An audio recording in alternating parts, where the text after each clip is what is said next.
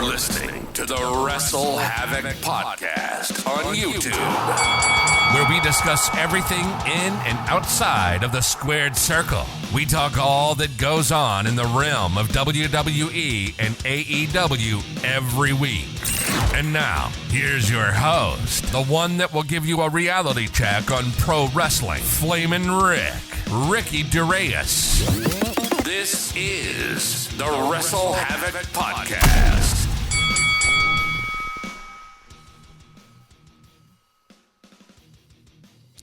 What's up, everybody? It is Flamin' Ricky DeReyes, right here on Ep.6 of the WrestleHavoc Podcast. We got a lot of things to cover right here on the show. Of course, we are officially on the road to WrestleMania 39. Sami Zayn versus Roman Reigns has been announced 2 nights ago on SmackDown, and it is now the official main event for the Elimination Chamber.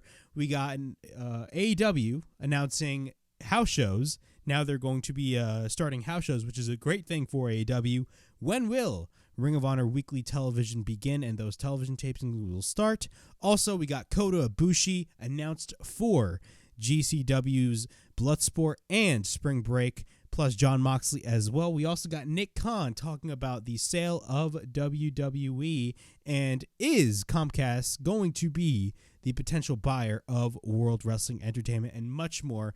We got a lot of things to talk about right here on the show, but before I get on with all of this craziness, make sure to like and subscribe to the WrestleHavoc Podcast right here on YouTube, in which we discuss everything in and outside of the squared circle. Make sure to like and subscribe for more content, and as the frickin' referee would say, ring, ring, ring that damn bell for more notifications.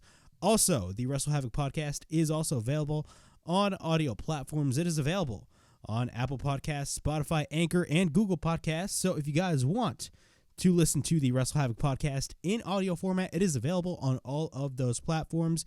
Keep in mind, I'm still in the process of trying to upload all of those other videos that I haven't posted on those audio platforms up on all those platforms as listed. So please keep in check with those. I will upload them as soon as I possibly can.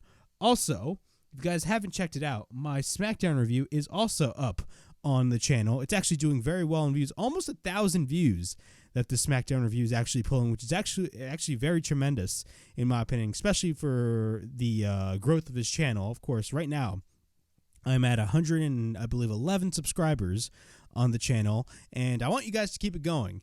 So the SmackDown review is up. The link will be in the description below. Of course, I talk about the main segment that happened on SmackDown between Roman Reigns and Sami Zayn, and of course, Sami versus Roman being official for the Elimination Chamber. And I, of course, speaking on that, I will be talking about that as well on this show. So if you guys haven't checked out the SmackDown review, the link will be in the description below.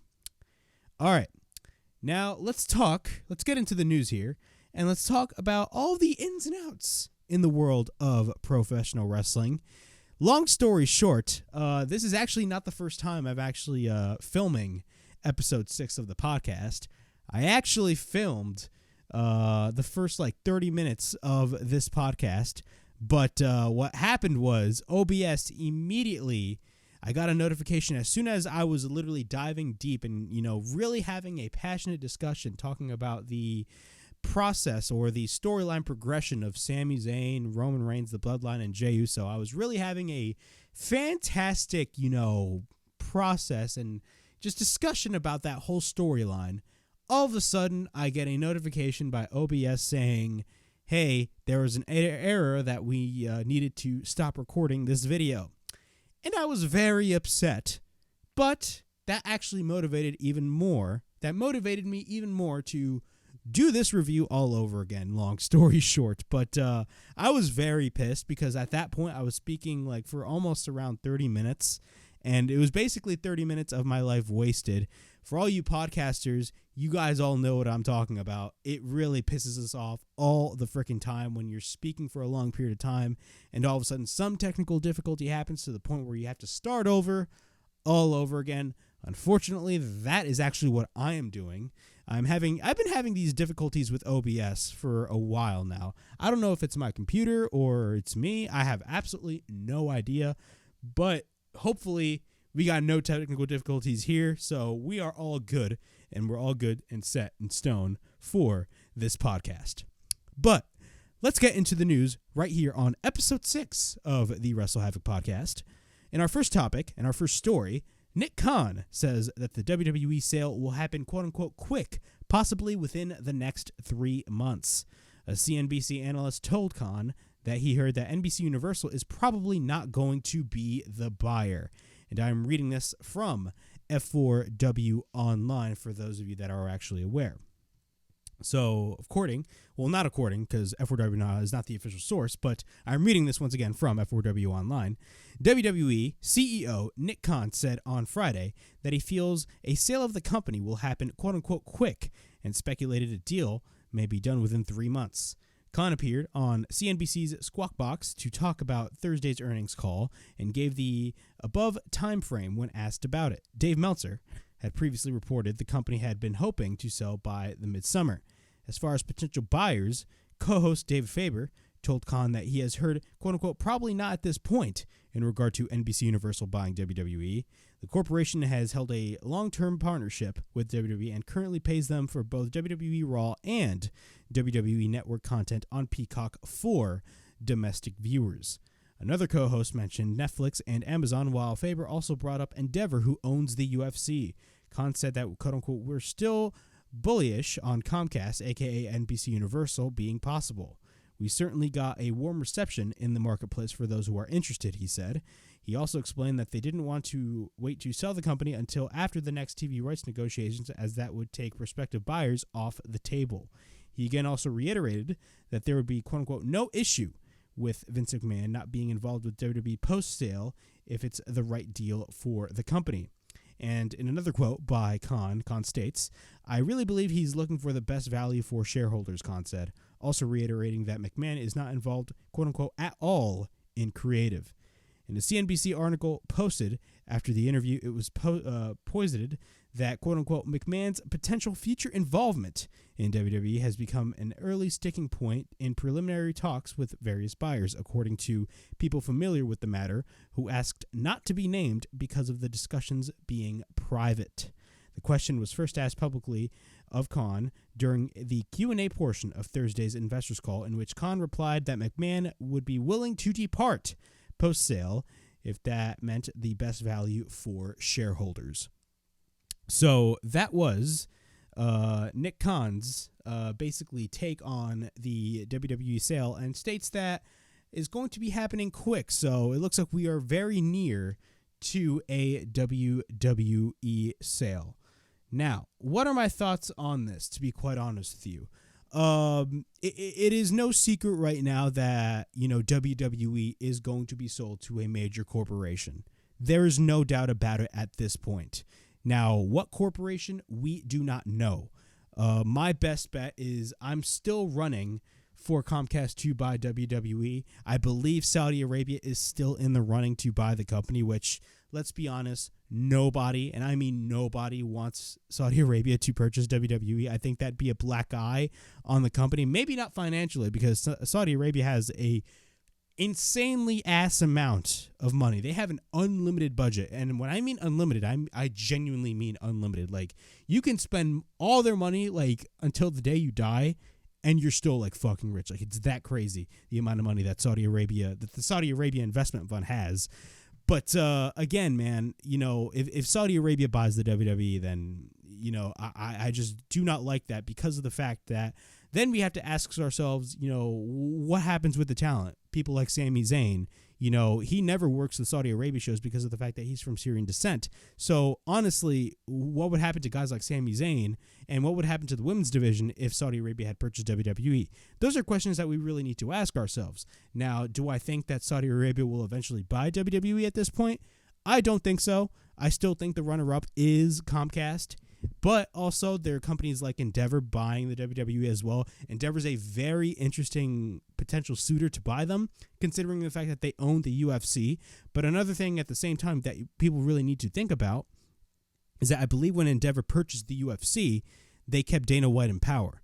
Now, Vince McMahon, I believe, is the current chairman of the executive board in WWE. Now, does that mean that Vince is still on the board? If Endeavor ever bought WWE, we have absolutely no idea. But I will say this, though. If the sale is happening in 3 months, then I feel like at this point it's pretty obvious who is going to buy WWE. And I'm still on the high horse that Comcast/NBC Universal will buy them. Because, again, NBC Universal buying WWE is the most logical, choice for them as a company, considering the fact that they have a current deal with WWE dating back a long ass time. Of course, they started having this partnership back in like the late 80s on NBC with Saturday Night's Main Event, all the way up till like 2000, when basically, they went straight to Viacom. And then, in 2005, after they left Spike TV, they went back to the USA Network, and WWE Raw has been on the USA Network ever since. So, I think, again, the most logical suitor is Comcast to buy the WWE. And the question is if Comcast buys the WWE, are they going to keep the same people in charge of the company? That is going to be a very interesting move. Now, I do believe that there have been reports for the past couple months, ever since Triple H took over creative, that USA Network has been very pleased about the creative process for WWE, especially when it came to Triple H. So that can definitely be a positive in the right direction. But again, we're just gonna have to wait and see. But my best guess is that if Comcast did buy WWE, we still do not know if it's official. We don't even know who the hell is going to be buying WWE at this point. But if Comcast does buy WWE, my prediction is they're not going to keep Vince McMahon in charge, and they're not going to keep Vince McMahon involved in any, involvement with the company whatsoever, because it'd be a bad look not only on WWE, but it would also be a bad look on NBC Universal as a whole, in my opinion, because of all the shit that came out about Vince McMahon. Not only that, in those initial letters that happened back in December, that went back and forth between Vince McMahon and the board, apparently the board still has more dirt on Vince McMahon that hasn't been revealed yet or hasn't been released yet. So, yeah, there's a lot of info that, Vince McMahon has that, there hasn't been released yet. So we do not know about that, but do I think it's going to affect the creative process? At this point, I do not think so at all. Maybe a couple weeks ago, yes, but I think we're totally fine the way we are now. So that is a positive. But again, we do not know who's going to buy WWE, and whoever buys WWE, what they are going to be doing with WWE. That's all I got to say about that. In our next topic, or this kind of has to do with the exact same topic, we're going to be talking about Triple H. Triple H, of course, talked about Vince McMahon, having Vince McMahon around, and he says that having Vince McMahon around in WWE has been, quote-unquote, great. Paul Levesque called McMahon a, quote-unquote, tremendous asset. And once again, I am reading this from F4W Online. On Thursday's WWE Q4 earnings call, Chief Content Officer Paul Triple H Levesque made a point to say how much he has been enjoying having his father-in-law and WWE Executive Chairman Vince McMahon back around. Wrapping up his position of the call, Levesque made a point to say that it has been, quote-unquote, great to have McMahon around thanks to his, quote-unquote, incredible insight, and that he remains a, quote-unquote, tremendous asset to this company. In a quote from the investors call, Triple H stated, and I quote, "I want to reiterate just how excited I am and how much fun I am having in my role as Chief Content Officer. I also want to add that having Vince around has been great. I want to tell you this, it has allowed me, and it has allowed me to speak for our entire creative team, but we're standing on the shoulders of giants. So having him back involved, even as just the board level, comes with his incredible insight. He is a tremendous asset to this company. This is the best time of the year. We've kicked off the road to WrestleMania. It's an amazing moment for WWE, and I look forward to continuing to build this business alongside this leadership team for the long term." End quote. There has been questions as to how involved the former CEO has been to the day-to-day affairs as he returned to the company's board under unusual circumstances that saw Levesque's wife and Vince McMahon's daughter, Stephanie McMahon, resign as co-CEO and executive chairwoman. Stephanie McMahon had taken over co-CEO alongside with Nick Khan in July of 2022 when Vince McMahon resigned amid scandal due to revelations of hush money paid to women he allegedly had improper relations with. So yeah, once again, this article was from F4W Online, for those of you who are wondering. But Triple H calls Vince McMahon a tremendous asset and says that he has been great. I'm not sure what to believe. He may be telling the truth. He may be just saying that to just keep the board or all the sponsors, all the shareholders happy. It's corporate stuff. People tend to bullshit when it comes to corporate businesses. But at the end of the day, we do not know what Triple H is thinking. At the end of the day, we realistically do not know what Triple H is thinking. And do I think his position is going to be affected?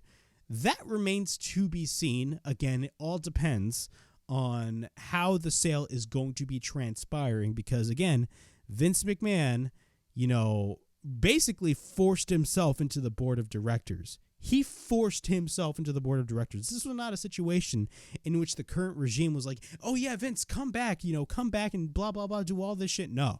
Vince McMahon forced himself back into the company because he was bored out of his mind because he did not enjoy fucking retirement. That is basically the whole gist of the entire story. If you really want to take it into perspective, that's basically the whole gist of the story. Vince forced his way back into the company, and now he is, of course, the executive chairman of the board.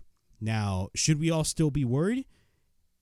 Part of me says yes. Part of me says no, because, again, if a company did buy WWE, I genuinely believe that they're not going to keep Vince McMahon in charge at all, because not only it would be a PR disaster on WWE, it'd be a PR disaster on the company that owns the company. That is my opinion, but hey, crazier shit has happened. We're just going to have to wait and see, but Triple H apparently is enjoying Vince McMahon being around, which I do not believe for a single second, but hey, Triple H is Triple H, and you never know. He may be telling the truth. All right. In our next topic, we are going to be talking about the Elimination Chamber pay-per-view. Yes, Elimination Chamber is going to be taking place February 18th of 2023 at the Bell Center in Montreal, Quebec, Canada. And let's be honest, we are all very excited about the Elimination Chamber pay-per-view. Not only that, me personally, I'm very excited about the build-up and the road to WrestleMania. I haven't been this more excited about WrestleMania that I have in years at this point. I feel like the last time I was pretty much excited for WrestleMania was maybe either 33 or maybe 34. 34 was really where WrestleMania started to go to shit. If you really wanted to think about it, WrestleMania 34 was where it really started. Now, granted, even before 34, WWE has had some duds in the build-up to WrestleMania. Like, WrestleMania 31's build was pure dog shit. Of course, every year there'd be some bullshit happening at the Royal Rumble. Need I mention 2014 when Batista won, when everybody wanted Daniel Bryan to win the Royal Rumble? Or 2015 when everybody wanted Daniel Bryan to win the Royal Rumble, but then instead Roman Reigns won the Royal Rumble, and he got booed out of the building in Philadelphia to the point where they had to bring out The Rock, and The Rock didn't even save Roman Reigns from the boos. Need I say more? Of course, then we had Triple H winning the Royal Rumble, which honestly that was probably at that point the only decision that they had to make, considering the fact that in late 2015, early 2016, there was a shit ton of injuries in the WWE. But again, Vince McMahon's regime always had struggle, determining the WrestleMania main event. These people, maybe if you were to tell me maybe 15 years ago, Vince McMahon definitely had his team in place and, had all the WrestleMania plans set in stone maybe before the Royal Rumble, I could agree with you with that because, remember in 2005, like Batista and Triple H, that build was absolutely tremendous. But let's be honest, the last few years that Vince McMahon was in charge, they did not give a single fuck about WrestleMania. If anything, the only reason why those WrestleManias were successful is because of the fact that the show was just called WrestleMania in name only. They basically were really successful because of WrestleMania's name value, not really the interest in the creative process for the show. They could care less. They could have cared less about the creative process for WrestleMania those last couple of years. And let's be honest, one of the things that, unfortunately kind of like drove away my interest in WrestleMania was not only the build, but the fact that WrestleMania just did not feel like WrestleMania these past couple of years. I mean, I attended 35. WrestleMania 35 was the first WrestleMania that I attended. Not my first WrestleMania. My first WrestleMania was 27, but the first WrestleMania that I attended was WrestleMania 35 at MetLife Stadium. I actually never got a chance to go to 29. But, yeah, I went to 35 because it was my first WrestleMania, and it was a fun show because it was WrestleMania. But at the same time, if you really think about it, the show didn't really feel like WrestleMania to me. It was just a long-ass pay-per-view with definitely fantastic moments like Kofi Kingston winning his first WWE title. But again, it just didn't feel like WrestleMania. Don't even get me started with 36. 36, I don't even consider that a WrestleMania. 37, I also attended. 37 Night 1. That was a great show, but again, it didn't feel like WrestleMania to me. Night 2 was even worse. Last year's WrestleMania, Night 1 of WrestleMania last year definitely felt like WrestleMania. But realistically, the only thing that I was really excited about when it came to WrestleMania was Cody Rhodes coming in and potentially, at the time, facing Seth Rollins. And that was it. Nothing else. But honestly, again, one of the things that really gets me so hyped up for this year's WrestleMania is that Triple H's team, not only this is Triple H's first booked WrestleMania, but if you really think about it, they definitely have a lot of different programmings that they're building up. Even before the Royal Rumble, they are building up. And you already know some of the matches that are potentially going to be happening at WrestleMania, for example. Of course, we're going to be getting Cody versus Roman. We are most likely going to be getting the Usos versus Kevin Owens and Sami Zayn, which is the right decision to make, and I'll talk about that later on. Well, we also got matches like potentially Dominic Mysterio versus Rey Mysterio, Edge versus Finn Balor. Now, I believe the plan for that originally was supposed to be at the Royal Rumble. I believe they were supposed to have the rumor was that they were supposed to be having a Hell in a Cell match. Maybe they're going to be having that Hell in a Cell match at WrestleMania. Who knows? But the one thing that you can't take away from Triple H's team, even though there was a couple of duds there and there, just like everybody, even AEW has their own duds, is that the one thing you can't really take away from Triple H is that Triple H has had WrestleMania plans intact before the Royal Rumble, and they're going full-fledged with their plans, and they have a direct plan to know how to get to that set of WrestleMania main event or that set of WrestleMania show. So it is great to see that, and for the first time in a long-ass time, I'm actually very, very, very, very, very excited for WrestleMania 39. But before WrestleMania 39, of course, we got the Elimination Chamber. Of course, that is the next pay-per-view in the WWE calendar, and it's going to be taking place in Montreal, Quebec, Canada. And the card is as follows. We got the United States Elimination Chamber match between Austin Theory, Seth Rollins, Johnny Gargano, Bronson Reed, and two more opponents to be announced. Of course, on Raw this coming Monday, we have two one-on-one matches. We got Angelo Dawkins versus Damian Priest and Montez Ford versus Elias. Again, another thing that Triple H has done very well is the booking of the mid-card championships. The mid-card championships feel extremely important, especially that Intercontinental title. We also got the Raw Women's Championship number one contenders elimination chamber, in which the winner will be facing Bianca Belair for the Raw Women's Championship at WrestleMania. We got Asuka versus Liv Morgan versus Nikki Cross versus Raquel Rodriguez versus Natalia versus the winner of the Fatal 4 that's going to be happening on Raw this week between Mia Yim, Candice LeRae, Carmella, and Piper Niven. So, yeah, we got that. And, of course, we got the main event, that being Roman Reigns versus Sami Zayn for the undisputed WWE Universal Heavyweight Championship. And I want to repeat myself because clearly the IWC has not been paying attention to this whole storyline. But Roman Reigns versus Sami Zayn taking place at the Elimination Chamber pay-per-view is the right way to go.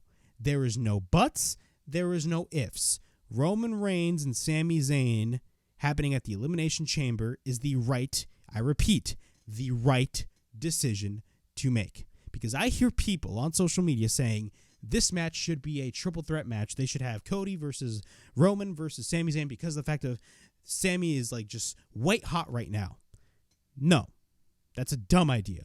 I heard other people saying that we should do Sami versus Roman on night 1 and Cody versus Roman on night 2 at WrestleMania. That makes absolutely no sense whatsoever as well. And I'll tell you why. Because if Sami beat Roman on night 1, Cody, if he got the win over Roman, that would probably be deemed completely irrelevant, considering the fact that Cody wouldn't be the first guy to pin Roman Reigns in the mat. It would be Sami Zayn, and it would outshine Cody Rhodes' moment, period. Okay?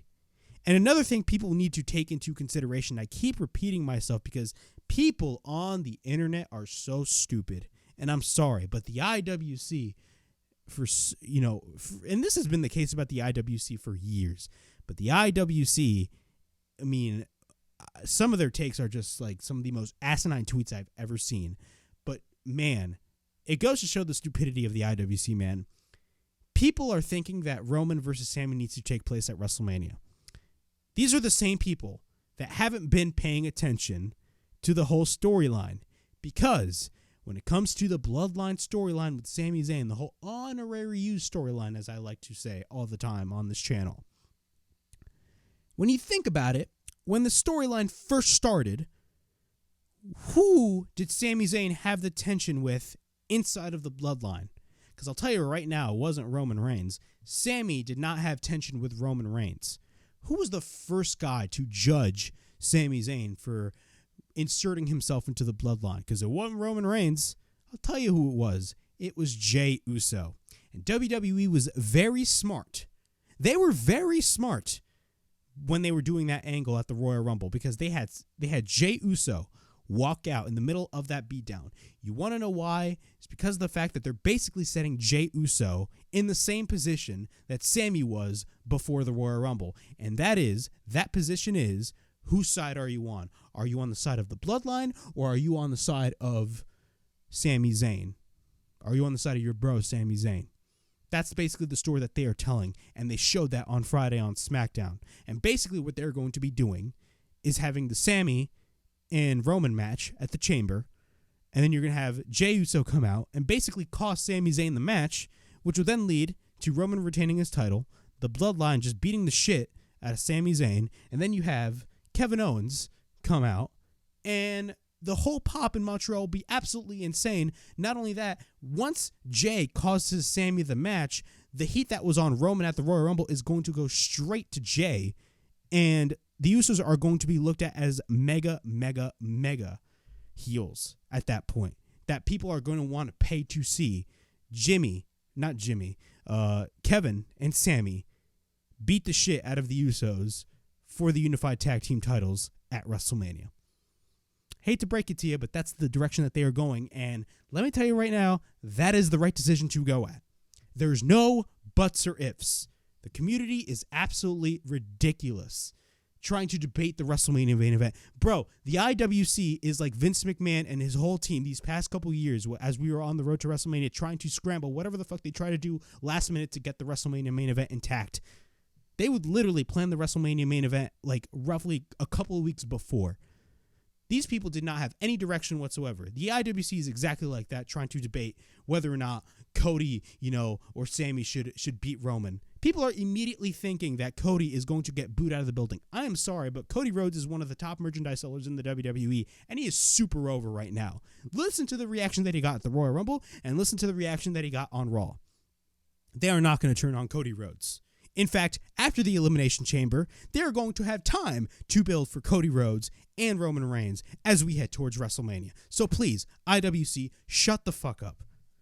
Jesus Christ, these people are absolutely ridiculous, man. Yeah, they have no idea what they are talking about. I went on a tirade yesterday on Twitter just trying to make some sense out of all of this stupidity, because people haven't been paying attention these past couple of months. Clearly. But yeah, those are my thoughts on the whole thing. Roman and Sami is the right direction to go for the Elimination Chamber pay-per-view. And that's all I got to say about that, as Stone Cold Steve Austin would say. All right, In our next topic, we got Batista hoping to be inducted into the WWE Hall of Fame this year. Batista was originally supposed to be inducted in 2020, but of course the pandemic messed everything up. So once again, I'm reading this from F4W Online. So I'm going to read the article, and it states, 3 years after he was originally supposed to be inducted, Batista is hoping to finally go into the WWE Hall of Fame. Batista was asked about his WWE Hall of Fame status while being interviewed at the premiere at his new movie, quote-unquote, Knock at the Cabin. Batista told comicbook.com that he hopes to be inducted this year, but he can't say for sure. In a quote by Dave Batista, he states, and I quote, "I hope so, but I can't say for sure," Batista said. "I can say that I am trying. I am trying."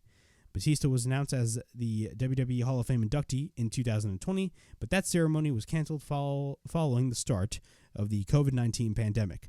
When the 2020 and 2021 Hall of Fame classes were inducted at a ceremony without fans in attendance the next year, Batista wasn't able to take part in the ceremony. Batista then tweeted in March of 2021, and I quote, "To the WWE Universe, unfortunately, due to previous obligations, I am unable to be a part of the WWE Hall of Fame this year.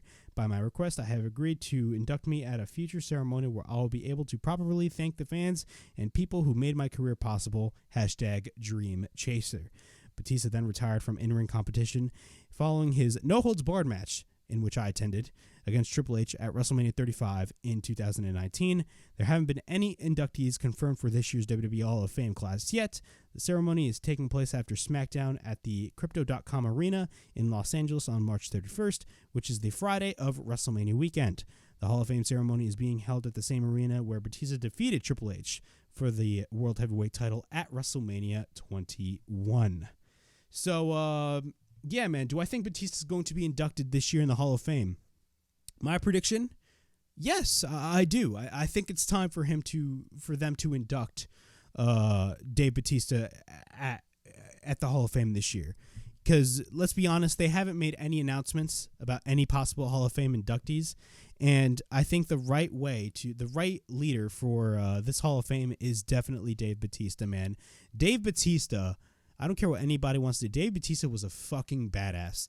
The build that this man had with Triple H leading into WrestleMania 21 was probably one of the best stories WWE has told in the modern era. I don't care what anybody says, but I'm biased towards Triple H. Like, I'm a big Triple H fan. I always was a Triple H fan. And Evolution was one of the first even though I became a fan in 2010, you know, the very first faction that I was ever introduced to was Nexus. But, you know, as I was starting to become more and more, quote unquote, knowledgeable, I should say, about the product, one of the factions that really caught my eye when I was watching stuff back was Evolution. Evolution, if you really think about it, was a modern version of the Four Horsemen. You had, of course, guys like Triple H, Batista, Ric Flair, you know, those guys. And the build that they did leading up to WrestleMania 21, of course, by the end of 2004, after they basically executed Randy Orton from Evolution on the night after SummerSlam, where he beat Benoit for the world title. Randy's run with the world title didn't last long at all because he lost it less than a month later. But the build that they had with Batista was probably, once again, one of the best storytelling that WWE has done, you know, in a while. And, of course, we really haven't gotten storytelling like this. A lot of people were talking about, NXT has the, you know, amazing storytelling. And I can agree with that. NXT had some very good stories, but, you know, this Bloodline storyline that we're seeing now was basically the equivalent of what you basically saw with Batista and Triple H back in 2005, if not better, in my opinion. The build that Triple H and Batista had in 2005 was probably one of the best builds that WWE has ever done for any WrestleMania. And, Batista, of course, had an amazing run in the WWE, multi-time world champion. Of course, he mostly held the world heavyweight, but he did hold, I believe, the WWE title, the actual WWE title, because this is when they had the split world titles with the world title, the big gold belt, and the spinner. Batista held the WWE title, I believe it was in early 2010, and he wrestled John Cena at WrestleMania 26. But, man, Batista had a fantastic career for himself. Of course, he made that brief return that didn't last long in 2014. But overall, Batista, you know, definitely deserves to be in the Hall of Fame overall. I think it's time to induct Dave Batista into the Hall of Fame, and I feel like the best person to induct Dave Batista in the Hall of Fame, if it's going to be happening, is Triple H, because Triple H was definitely the guy that brought Batista in. So hopefully Batista gets inducted into the Hall of Fame. And a quick note, I hear a lot of things about Knock at the Cabin. I hear a lot of commercials. I see a lot of TV spots about it. You know, I should really give that movie a check out. That's all I'm going to say about that. Quick news right here on GCW. I don't follow a lot of GCW. I watch GCW basically either when I want to or if there's something big happening. I had the honor to attend a GCW show last August, which was Homecoming Night 1, and it was probably one of the best experiences at any wrestling show that I've ever had. And I'm actually planning on going once again because GCW is actually going to be at the Showboat on my birthday, so I'm very excited about that. I'm planning on going there as well. But speaking of GCW, Jon Moxley. Yes, Jon Moxley has been announced for Josh Barnett's Bloodsport 9. Once again, I'm reading this from F4W Online. Jon Moxley has been announced for GCW Josh Barnett's Bloodsport 9. Moxley hasn't competed for the promotion since dropping the GCW title to Nick Gage on October 8th, 2022. I believe that was their Fight Club show in which they had the rematch with Jon Moxley and Nick Gage. It was his 5th time competing at the annual Bloodsport show. Bloodsport 9 will take place Thursday, March 30th, 2023. From the Ukrainian Cultural Center in Los Angeles, California, as part of the GCW Collective. It will air live on Fight TV. It is great. I believe after, of course, with that Nick Gage match that Jon Moxley had, that was where he dropped the GCW title to Nick Gage back at Fight Club in Atlantic City here in Jersey. I believe that was the match where they had the Firm attack Moxley to further build for his match against MJF at Full Gear. Yeah, man, what are my thoughts? It's great seeing Jon Moxley back in GCW.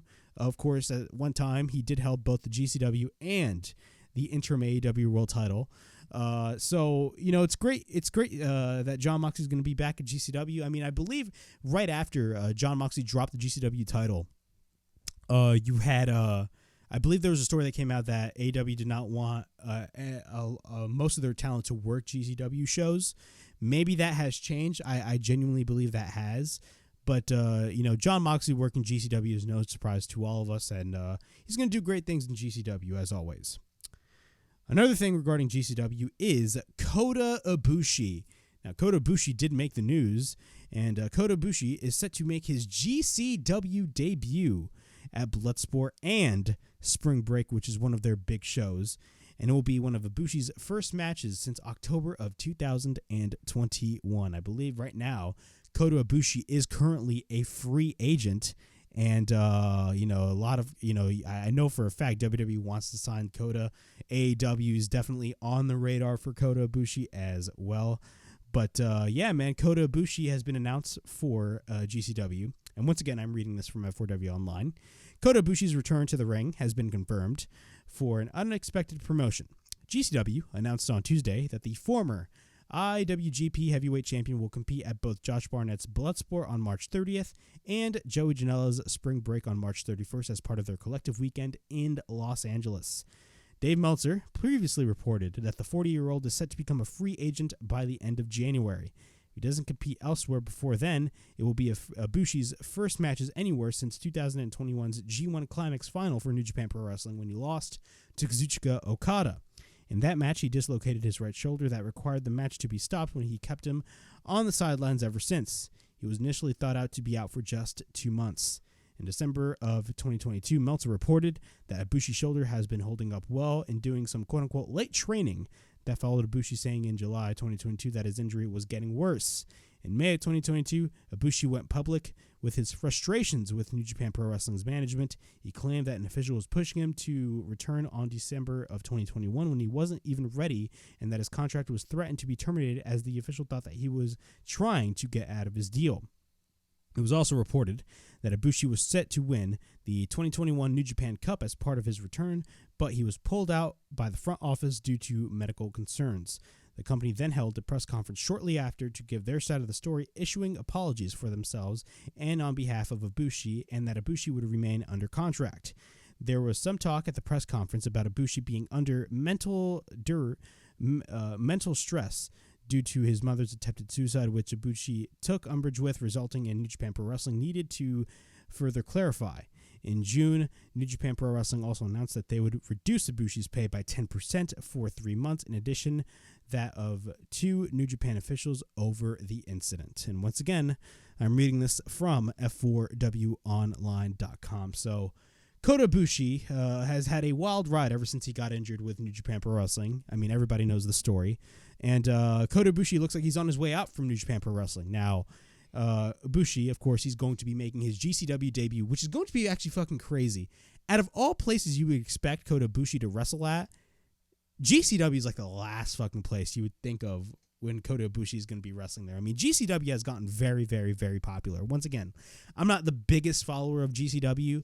I consider myself a casual GCW watcher. I will go to their events when I want to, and also I'll watch their events either when I want to or when, you know, there's something big is happening, for example. But I'm not a strict follower of GCW. But GCW, if you guys haven't attended a GCW show, please fucking attend those shows, because GCW is basically, I know everybody says this, but I genuinely believe this to be true. It's basically the modern ECW, because of the fact that the crowd is just so energetic and the interaction with the audience really makes the show what it is. So if you guys haven't checked out a GCW show, definitely check it out. And the fact that they're going to be having Kota Ibushi WrestleMania weekend for not only Bloodsport, but also for spring break, that definitely keeps my eye, you know, on GCW. But speaking of Kota, Tony Khan talks about Kota Ibushi, and he says that it's something that they are going to be considering. Once again, I'm reading this from F4W Online. The majority of these stories I'm actually reading from F4W Online, just to keep note. AEW and Ring of Honor head Tony Khan is no stranger to signing free agent talent. So now that former New Japan star Kota Ibushi has no contractual home, Khan is interested in talking with him. During his weekly appearance on Busted Open Radio Wednesday, Khan was asked about Ibushi and his process when someone like that becomes available.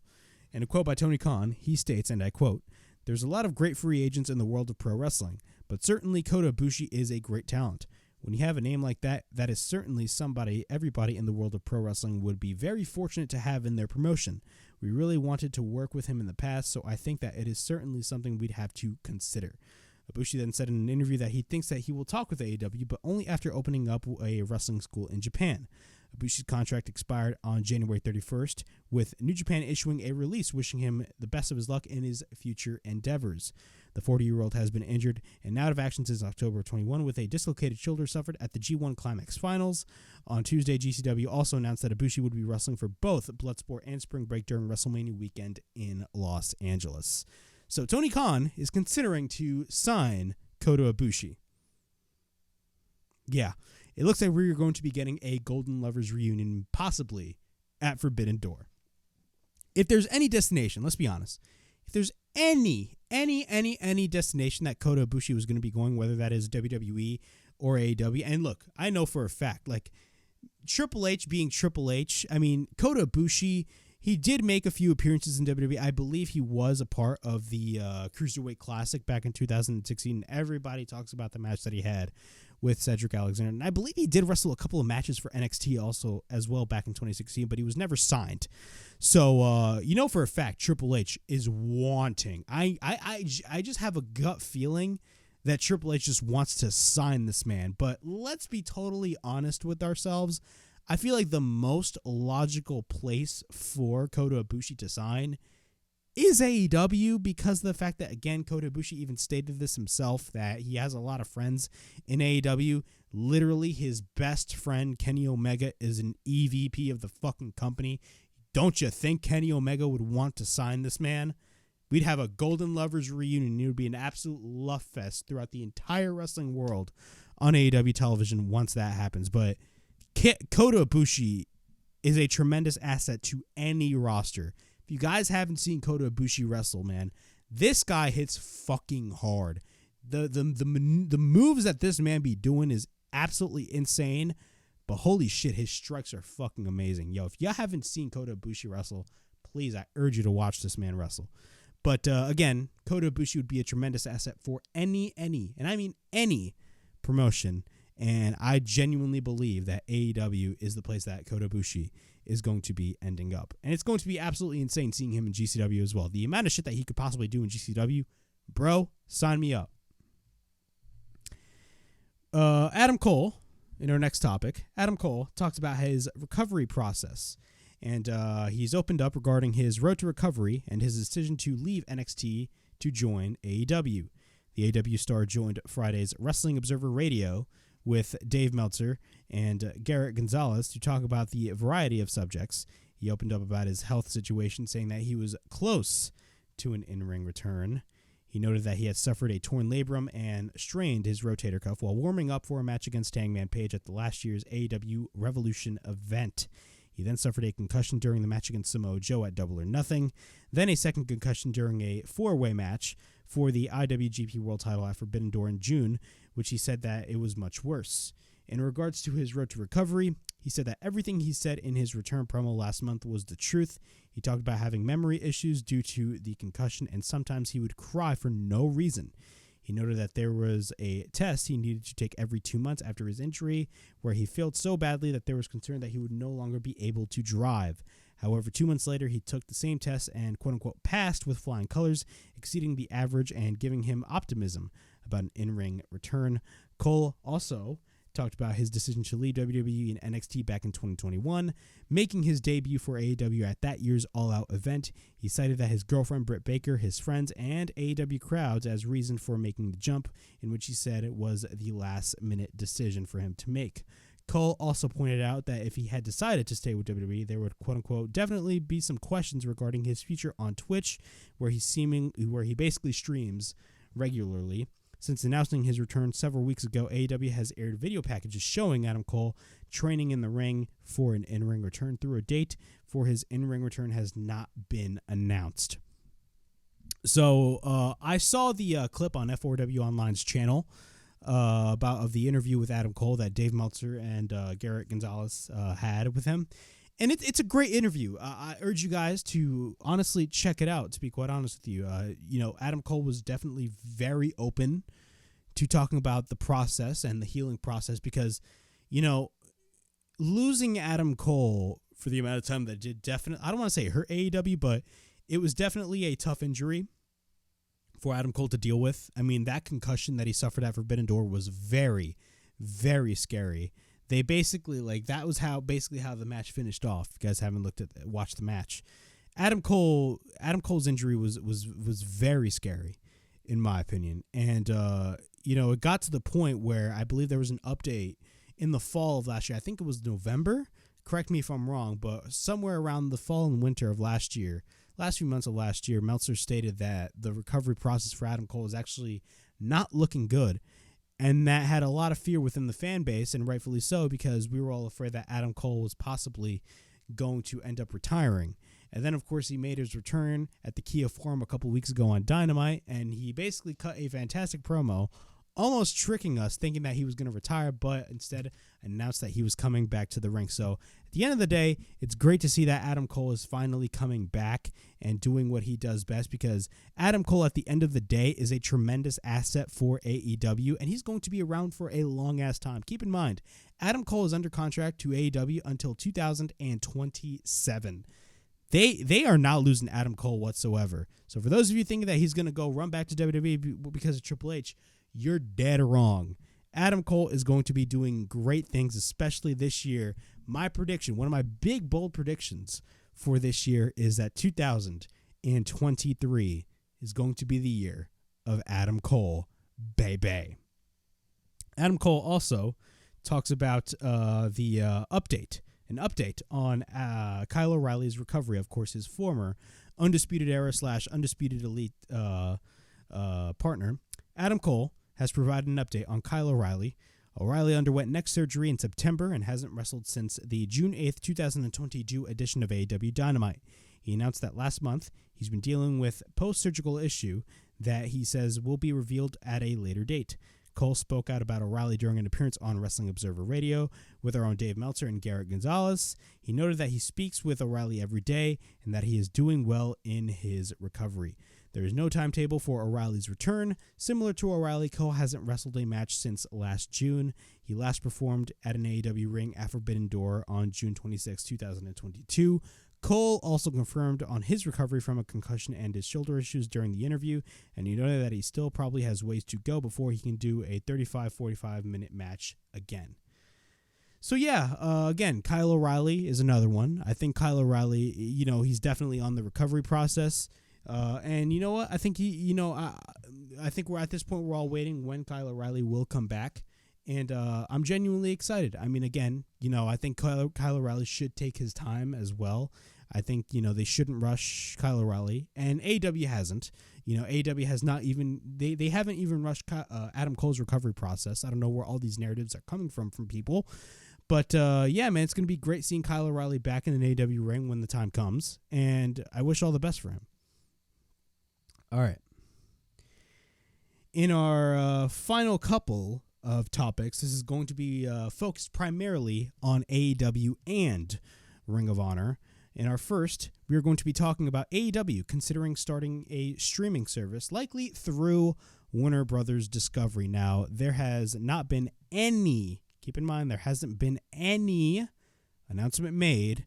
I just wanted to let people know that real quick. But in an article in Bloomberg, released Thursday, revealed that the company is, quote-unquote, considering starting a streaming service, and notes that a potential deal could involve broadcast partner Warner Brothers Discovery. The article reads, and I quote, AEW is also considering starting a streaming service, likely through a deal with its broadcast partner Warner Brothers Discovery, Inc., according to a person familiar with the management's thinking who asked not to be named. AEW president Tony Khan previously discussed that the idea of an AEW streaming service during an interview with Barstool Sports in October of 2021. He noted that there had been discussions with Warner Media regarding it and that he was in the process of building the company's library. At the time, Khan sounded confident a deal would be announced shortly. Khan also purchased Ring of Honor and its tape library last March. The promotion's Honor Club streaming service was relaunched in December. So yeah, nothing has been official yet regarding the potential streaming service or where that streaming service AEW is going to be end up will happen. But do I think it will happen now? No. Now, last year, I remember talking about this last year when on I believe it was the Dynamite review in which Tony announced that he purchased Ring of Honor. I talked about this, and I talked about him possibly having a potential deal with HBO Max. I then later kind of fast forward and kind of like just changed my perception on all these things as we were headed towards Final Battle last December. And I came to the conclusion that a streaming deal is not going to be happening now. I think that number one, HBO Max does not have sports. I believe they're starting to have sports by adding U.S. soccer. So they started adding that. But before that, they didn't have any sports at all on HBO Max as far as I'm concerned. Another thing is that Warner Brothers Discovery not only owns HBO Max, but they also own Discovery Plus. I believe correct me if I'm wrong, the plan is for this year for HBO Max and Warner Brothers Discovery for both to merge together and become one big streaming service. And I believe the rumored name of that streaming service is going to be called Max. Now, when it comes to AEW, do I think maybe in a year they could possibly announce a streaming deal? Yes. My personal guess regarding this whole matter is that they are going to be announcing a streaming deal once they, renew with Warner Brothers Discovery, because you know that this year their television rights negotiations are coming up. Same thing as WWE's. So most likely they can work a deal out right there. But currently I think AEW is doing fine when it comes to their pay-per-views. I mean, they have been doing fantastic pay-per-view buys, and they've been maintaining that audience when it comes to pay-per-view buys. So I don't think that's going to go anywhere anytime soon right now. But when it comes to streaming, I mean, definitely streaming is the future. But, as of right now, I don't think that's going to be the case. Another thing that we need to talk about is Honor Club, because of the fact that when Tony Khan announced that he was going to do Ring of Honor Weekly on Honor Club, it kind of created the perception that Tony Khan did not get a television deal, a legit television deal for Ring of Honor. Now, when it comes to Honor Club, I feel like I personally believe that the whole Honor Club deal that they have, well, it's not really a deal because they own Honor Club. Tony Khan owns Honor Club. And basically they spent less money, using a streaming service that already exists, and the only money that they spent was just revamping the whole thing. And it was actually pretty smart because it was kind of like a plan B or plan C. So that was basically a plan for them to lean back on. But if you really think about it, I feel like Honor Club is kind of an experiment for Ring of Honor until they can get an actual television deal for Ring of Honor. That's all I'm going to say about that. But do I think AEW will be getting a streaming deal through Warner Brothers Discovery? I do believe so, but I do not think it will happen now or possibly this year. My personal bet is that it will happen once their next television rights negotiations will basically start to take shape. That's what I believe when it will happen. Speaking of Ring of Honor, we got backstage news on when Ring of Honor television tapings will begin. Yes, Ring of Honor is finally going to be getting weekly television. Great job. Great job on AEW's part, because the complaints that I have been seeing throughout these past couple of months, before Final Battle, of course, was, oh my God, there's so much Ring of Honor on television. And I remember for months, I've been defending the fact that they've been having Ring of Honor on television. Now, after Tony Khan announced the whole Honor Club shtick, I kind of retracted that, and I'm like, do they really need to add Ring of Honor on television? Because if you think about it, they didn't get a TV deal. But, yeah, we're finally, at the end of the day, hey, we moved on. We're finally going to be getting weekly Ring of Honor television. Of course, AEW did announce that Ring of Honor's Supercard of Honor will be taking place WrestleMania weekend, March 31st, I believe at 4 p.m. Eastern, on March 31st in I believe Los Angeles. Correct me if I'm wrong. But in this report, back in December, following Final Battle, Tony Khan announced plans for a weekly TV show for Ring of Honor that would air as part of a revamped Honor Club sometime in 2023. Since then, it has been radio silence. However, ROH's Supercard of Honor pay-per-view rapidly approaching at the end of March, it appears that developments may be picking up on the start of Ring of Honor television show. Fightful Select, and by the way, I am reading this from WrestlingInc.com. Fightful Select reports that ROH tapings are lined up for the end of February in Orlando, Florida. While the venue hasn't been 100% confirmed, talent is presuming that the tapings will occur at the sound stages or one of the sound stages at Universal Studios, where AEW has regularly taped AEW Dark in the past. Voices of Wrestling had previously reported that ROH will hold tapings on February 25th and 26th. Things get a little murkier beyond those tapings as far as any more in the future, but it's expected that on what's on the calendar for the end of February should take ROH all the way up to Supercard of Honor. Tony Khan has yet to specify the air date for Ring of Honor's first weekly show on Honor Club, but given the timetable, it is logical to believe that it'd be at the start of March, with several episodes properly building in the weeks leading to the event during WrestleMania weekend. So it looks like they're going to be now it's not official, but it looks like they're going to be starting to tape Ring of Honor weekly television on February 25th and 26th in Orlando, Florida. Now, they didn't specify where it was going to be. Now, the rumor is, and this is probably the most obvious, if you really think about it, is Universal Studios. Personally, I'm kind of disappointed with that. I mean, because of the fact that I like the fact that Dark is in Universal Studios, but if you look at the crowds on Dark, I mean, there's not really a lot of people in there. I mean, it's one of the sound stages that TNA used to do. I believe it's Soundstage 19. But here's two presumptions that I pitched. One pitch that I had was, what if? Now, this is just a complete what if. This is not going to happen. I would want it to happen, but it's never going to happen. I made this pitch months ago that, hey, they can make a deal with Full Sail University. I don't know. That's just me, but they're not going to do that. That was just a dumbass pitch that I made.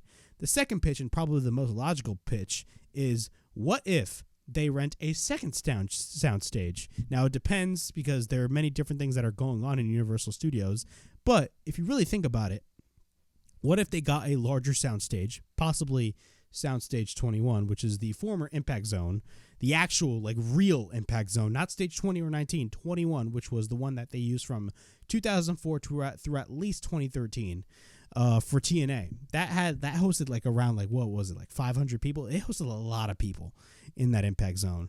But what if they film Ring of Honor there? That is just a pitch, but I feel like I'm kind of disappointed that it's going to most likely take place in Universal Studios, to be quite honest with you. One of the things that I'm very concerned when it comes to Ring of Honor is how is Ring of Honor going to be different, and how is it going to be separating itself from AEW? That is the question that we all need to ask ourselves right then and there, and presentation is a part of that. I don't want Ring of Honor to look exactly like AEW. I want Ring of Honor to look different from AEW. That is my opinion. But also, it has to be a part of the booking as well. How is Ring of Honor booked differently than AEW? But it looks like these Ring of Honor weekly television tapings are going to be starting late February, and most likely, my guess is that they're going to be starting to air episodes in March, of course, as we head towards Supercard of Honor. In our final topic on the WrestleHavoc podcast, and it's going to be a very quick one, but it's a very big deal, AEW announces the launch of live events called AEW House Rules. Yes, AEW is finally venturing itself into the house show business. AEW CEO and GM and head of creative Tony Khan today announced that the launch of quote-unquote AEW House Rules, a live event series taking place on select weekends in markets across the country, continuing the promotion's meteoric rise as following the success of AEW Dynamite on Wednesdays on TBS and AEW Rampage on Fridays on TNT. Fans can expect an up-close and personal experience at local venues, along with spectacular and engagement environment. These non-televised live events will showcase an electrifying mix of matchups featuring the stars of AEW. Each event offers an even more immersive experience for fans, including customized merchandise, unique ways to engage with featured talent, and in-show interactions different from what is featured on AEW programming.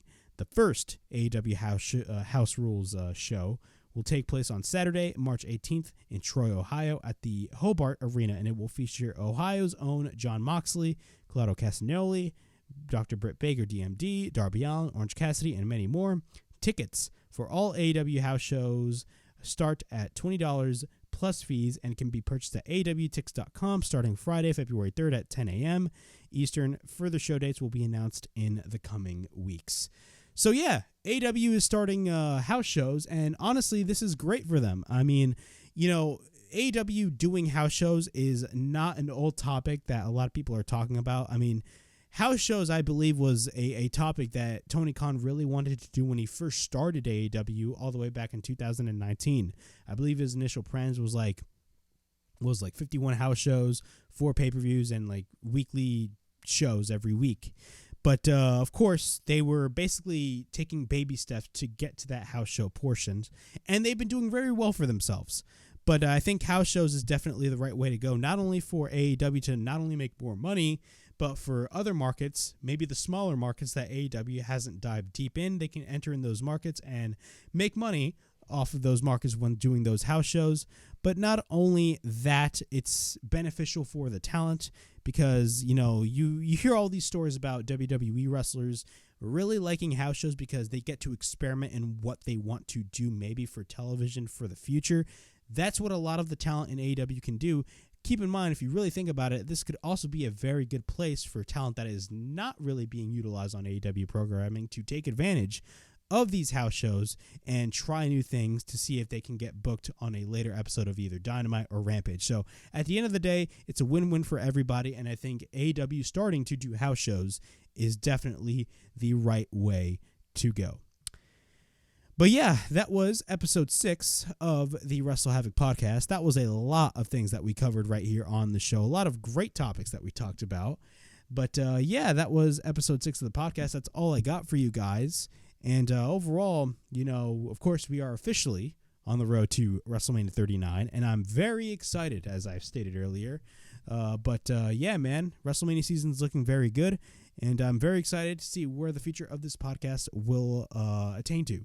So yeah, that was episode 6 of the podcast. Please like, subscribe, comment down below, push that bell for notifications, and be on the lookout for more videos right here on the WrestleHavoc podcast on YouTube, in which we discuss everything in and outside of the squared circle. Please like and subscribe for more content, and as the freaking referee would say, ring that damn bell for more notifications. And as always, it is Flamin' Rick, yours truly, from the WrestleHavoc podcast, signing out.